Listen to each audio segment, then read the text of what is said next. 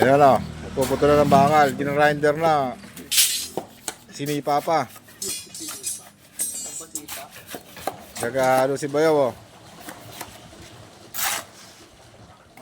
Para ibigay kay paring Buknoy.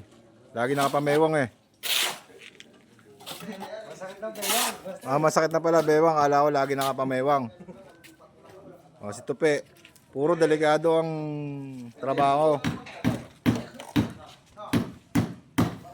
Pati aso gusto yata sumali na sa construction na. May halo pa yung paa. Ayan na po. Binubuhusan na yung poste. Gawa ni Coco. Garantisado ba yan? Baka garantisabog yan ha.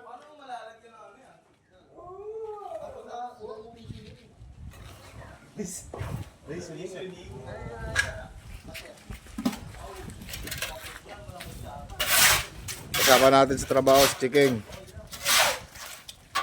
Kaya halo na pambuhos. Mixer ang gamit namin para maganda ang halo.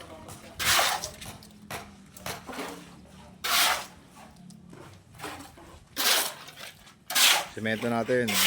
Konti na lang. Papadeliver na tayo nyan.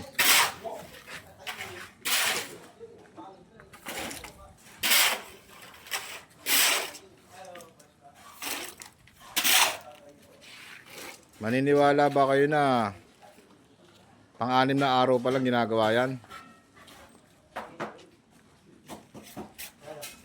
Nang dahil kay Tope, lumakas ang grupo.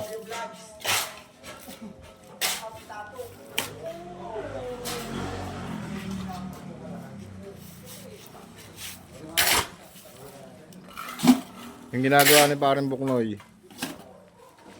kaninang umaga lang yan.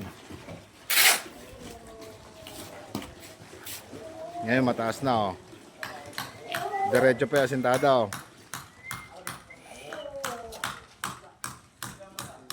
Nahabol yung isang poste doon sa may dulo para tatlo yung mabuhusan ngayon.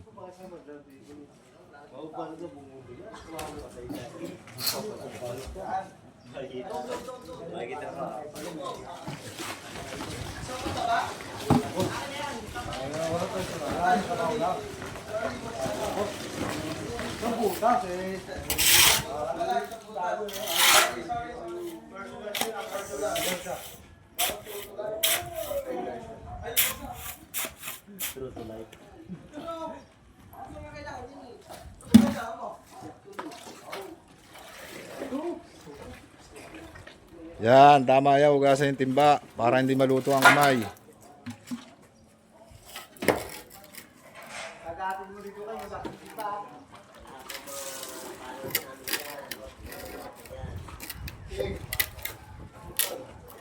Talaga ikaw aso ka. Gusto mo talagang pag-asintadahin na rin yung aso. Bigyan ng timbayan.